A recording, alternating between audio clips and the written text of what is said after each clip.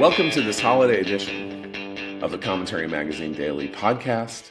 I'm John Podhoretz, the editor of Commentary Magazine, joining you for a series of podcasts during the week around Christmas and New Year's, where we are going to offer you some of our 2024 best of picks and then answer some of your questions on future podcasts. And by we, I mean executive editor Abe Greenwald. Hi, Abe. Hi, John. Media commentary columnist Christine Rosen. Hi, Christine. Hi, John. Washington commentary columnist Matthew Connetti. Hi, Matt. Hi, John. And senior editor Seth Mandel. Hi, Seth. Hi, John. So we thought we'd start today by acknowledging the fact that basically nobody goes to the movies anymore and everybody watches TV and streaming. And so while I have seen enough movies to maybe make some kind of a top 10 list or pick a couple of my favorites, I'm not sure that my fellow panelists can say the same outside of Moana 2 and The Wild Robot and Wicked. So we're going to go with TV and streaming.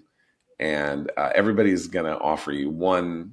We'll see. Maybe it'll be more than one, but one favorite of the year. If you haven't seen it, and you may have heard us talk about these shows before, since we do recommends, 250 days out of the year.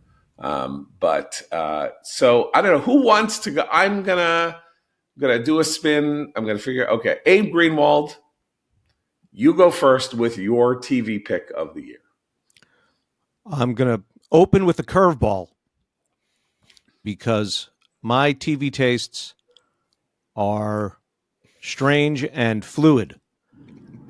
I am somehow unable to watch scripted TV for any length of time anymore. I think this has to do with the fact that when I was home during the pandemic, I juggled so many scripted shows at once throughout the course of the day and nights that I OD'd and never want to see any of it again.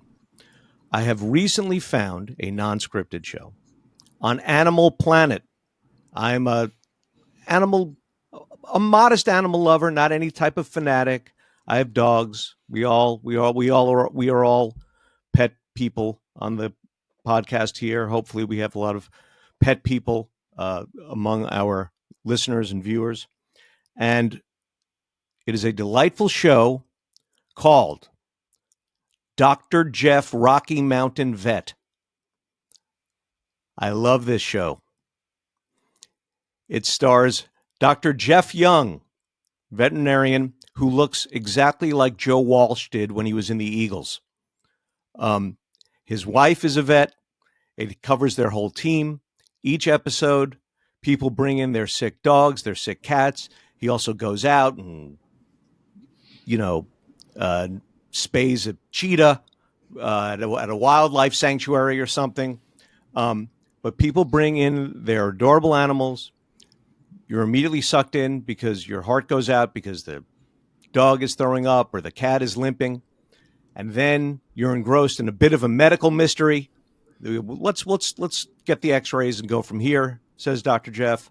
They get the x-rays. You go, I see. It looks like he was hit by a car. If it's not bothering him too much, we'll leave it. Oh, that looks like it's causing problems. We'll fix it.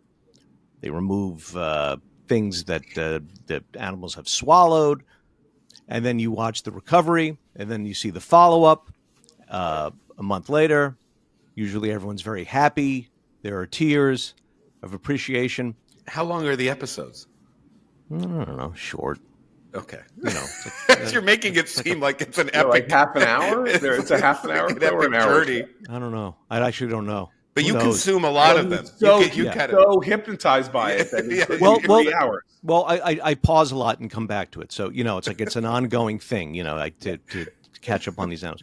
But it's just delightful because the pet owners are delightful. The animals are adorable. The veterinarians are doing good things. Nothing's political. No one's going crazy. And it's somewhat medically interesting as well. I love it. Have there been any crazy pets? Like any crazy animals? Oh, yeah, there are exotic pets. Kid came in with his snake named Scales. Scales hadn't eaten in like 6 months, which for a snake is bad, but like not fatal apparently. So that was resolved by changing the lighting and the heating in Scales's tank or whatever. You said this is a scripted show. This is like No, the not a definition of an scripted show. No, it's Oh, you said it. Okay, Oh, I totally misunderstood. no. I thought No, you no, were no. like, Watch scripted. oh no, after a long period of time, I've now found a scripted show. Oh no.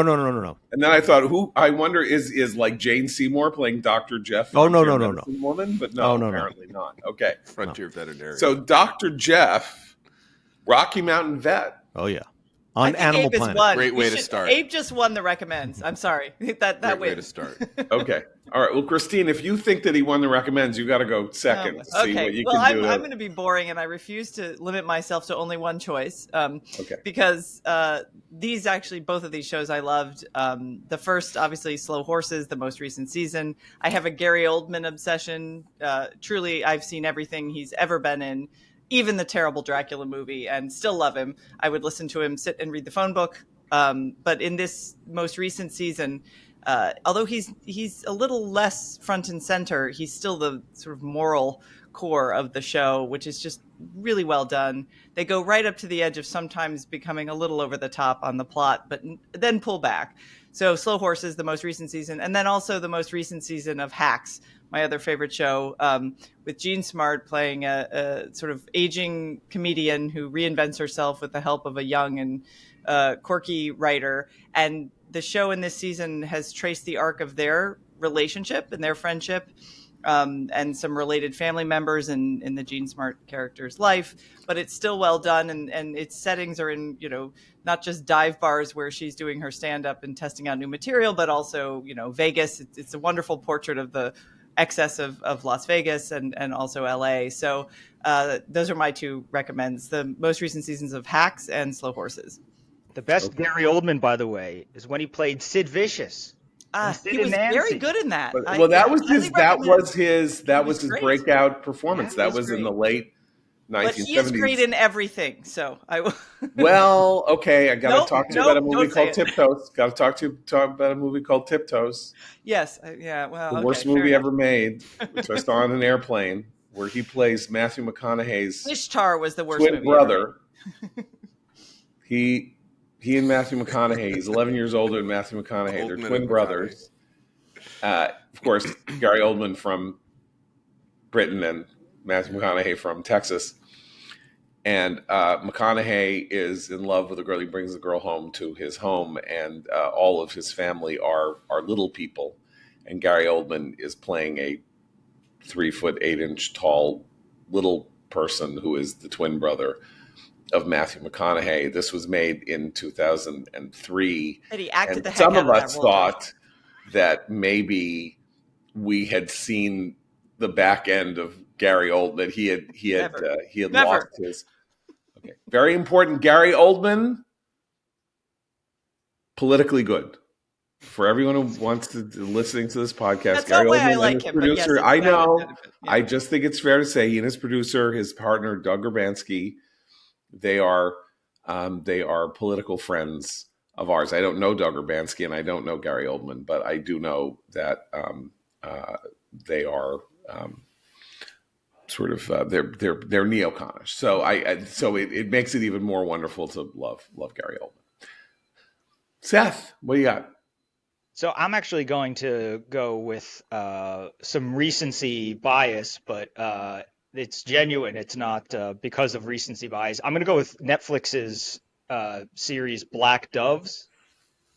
It is as good as the reviews all say it is. This was a very pleasant surprise because tomatometer, I don't know how we pronounce tomato meter, tomatometer, and all that stuff was saying everybody loved Black Doves. It's a spy series that they are spies for hire. They are mercenary spies, and so they are not necessarily to governments, but they can be in London. And Keira Knightley is the protagonist. She is the main sort of spy. This is the group called the Black Doves. And Ben Whishaw is so good in this show. Everybody's very good, but Ben Whishaw played Paddington, okay? And in this show, he is a trigger man, a murderer for hire. And the contrast is hysterical, but he's phenomenally good in the show. Keira Knightley is very good. And then you have some real treats. You have Catherine Hunter, who usually plays some short little wizard or something in Harry Potter type movies. Well, And Catherine Hunter played the three witches in the Joel Cohen tragedy of Macbeth with Denzel Washington, which I think was a failure. But this creative decision to have one actress, and she's kind of a contortionist, Catherine Hunter, she can do weird things with her body, play the witches, was an absolutely inspired choice and sort of introduced her to a new career. She's an American who lives in London and is a sort of like an avant-garde theater actor who is now like in her 60s suddenly become like a streaming favorite. But yeah, she's pretty wonderful. Andrew Buchanan is from Broadchurch. He's very good, and we get some brief time with Tracy Ullman, who is always wonderful to see. Also good politically. Tracy Ullman, big supporter of classical education. There's a few reasons why I really only do this show. Because we need to know if there are like three people in show business who tend to hold political views that we shouldn't like out them though, John. We shouldn't out them. We should note that careers may continue to flourish. We're not picking these because we knew that. This is right. Just no, we're not. Happened.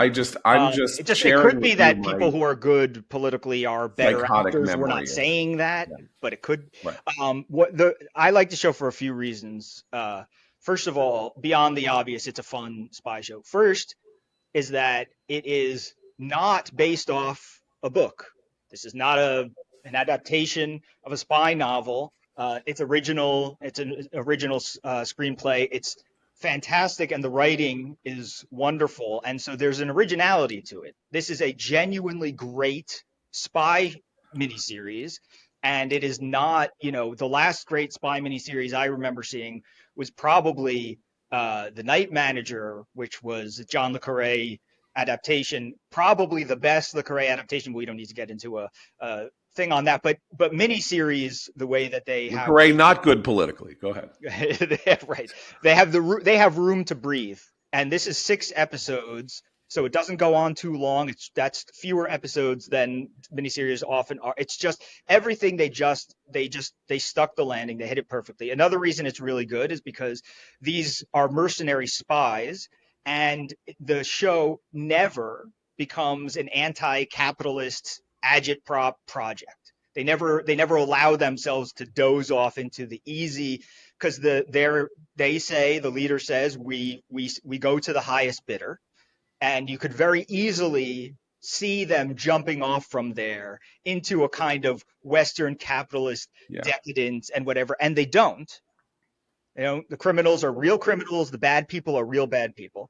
And the other thing is that the spy, because Keira Knightley, she's the main character who obviously lives a double life. Her husband is a British politician, and he is a genuinely good person, and there's never any sort of like, well, we need to sort of even out the score if the woman's going to be have a secret life and lie to people and whatever. Maybe your husband can't be perfect and whatever, and they don't fall into that trap either. They fall into zero politically convenient traps that are very easy to fall into, and so they nail it. It's very good. It's not terribly predictable, and I don't think it's very confusing. So yeah. Okay, so that's Black Doves on Netflix. On Netflix, yeah. Okay, Matt, what do you got? Thank you, John. The best show I watched this year was Shogun, the adaptation on FX Hulu.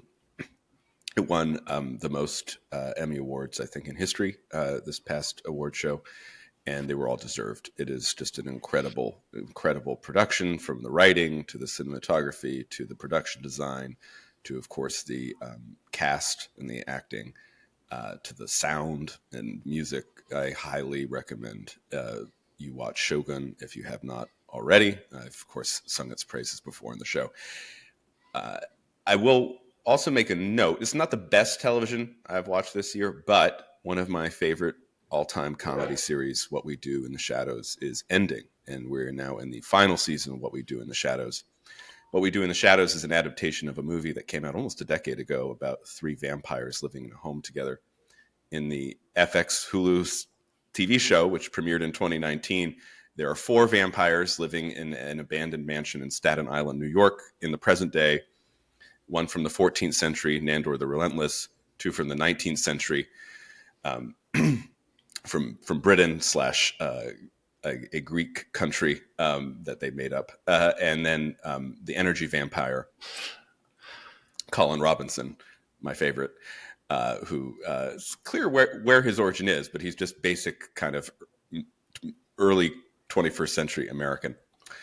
It's gone on now for, I think this is the 7th and final season. The show is just, as the New York Times put it, I think recently, it's like the last guffaw show on TV. Like, it's a genuinely funny show. And the reason is, when you read about it, you learn that the 4 main characters, these comics, whether it's Matt Berry, who can make literally any word in the English language funny simply by pronouncing it, or whether it's Kayvan Novak, who plays Nandor the Relentless, the oldest one, or Mark Prokosh, who plays the energy vampire, or Natasha Dimitriou, who plays the wife of Matt Berry's character, Nadia. They ad-lib all the time, and it's just hysterical. So I will just end by saying, for those of you who've never watched the show, there's some gore. It is a little bit adult at times because they're vampires. They've lived forever. They're pretty nihilistic, but they're laugh out loud funny. And I would just recommend that you try an episode from the current season, which is one of the funniest episodes of the show. It's called Sleep Hypnosis. Just watch that episode, and if you found it as funny as I did, you're going to like this show. What we do. Can we quickly explain the concept, the genius concept of the energy vampire? So of course they're vampires, so they suck blood, but that is not what Colin does. No, Colin yes. Sucks the life Social out of your energy. body by Yes. being unbelievably Bores you. boring. And he's like the guy at the water cooler. who Everyone fixes knows. you. Everyone has an energy vampire Yes. in their life. And the fascinating, when you learn a lot about vampire rules over the course of What We Do in the Shadows, and unlike the other vampires who are what Bram Stoker's Dracula, they suck the blood, they can't go out during the day. The energy vampires can go out during the day and can eat human food, unlike the others. So they're essentially humans, but they also have this power where they drain your spirit, your social energy, and the way in which Prokosh plays it is just unendingly funny. Absolutely. Wait, so are they immortal? The energy vampires? Well, yes, but I don't want to spoil things because that is a plot of one of leave the it at seasons. Yes. Yeah. All right. Well, I am going to go with Landman, the show on Paramount Plus. Our January commentary cover story is an article about Landman's writer, director, creator, producer, Taylor Sheridan, the anti-woke king of Hollywood, as Rick Maron calls him in the cover story. Landman is his either 7th or 8th series since Yellowstone, which premiered 8 years ago. So just to give you a sense, he's done Yellowstone, he's done Mayor of Kingstown, he's done 1883, he's done 1923, he's done Tulsa King, he's done Lioness, and now he has done Landman. And Landman is I think is the best thing that he's done aside from his screenplay to the magnificent bank robbery movie Hell or High Water, which really put him on the map in 2016. It's the story of the project manager of a wildcat oil company in and around Midland, Texas. It's not Chevron, it's not Exxon. It is a small but profitable company working in the Permian Basin, and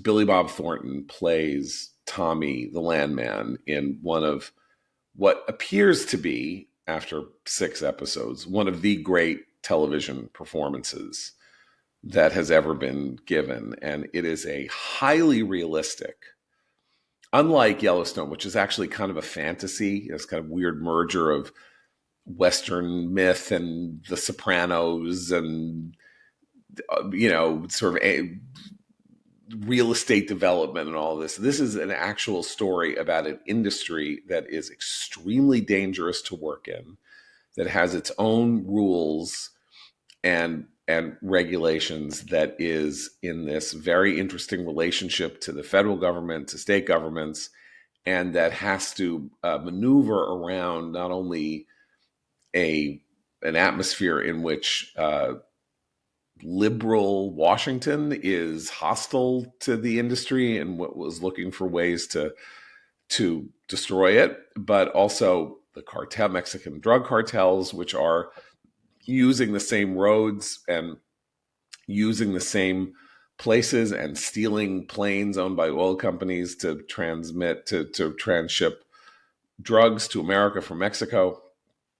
And this absolutely havoc of a personal life that Billy Bob Thornton has with a sort of crazy, sexy ex-wife and his 2 kids, one of whom is sort of like the Lolita of Midland, and the other is the boy who wants to follow in his footsteps, drops out of Texas Tech to learn how to be a landman, an oil man, and gets himself crosswise of the class divisions between the Mexican workers and the big guys who run the firm. And it is sensationally good. And that's my pick for the best show of the year. So to recap, we have Dr. Jeff, Rocky Mountain Vet, not starring Billy Bob Thornton, on Animal Planet. We have Landman, starring Billy Bob Thornton, on Paramount Plus. We have Shogun, which is on Hulu, or now Disney on Hulu, if you are a Disney subscriber. And What We Do in the Shadows, which is also on Hulu, or on Disney on Hulu, or on FX on Hulu, on Disney, on FX on Hulu, on Disney. We have Black Doves on Netflix. And we have From Christine Hacks on Max, and Slow Horses on Apple TV. So those are our recommendations for your viewing pleasure during this holiday season. We will be back tomorrow. So for Matt, Christine, Seth, and Abe, I'm John Podhoretz. Keep the candle burning.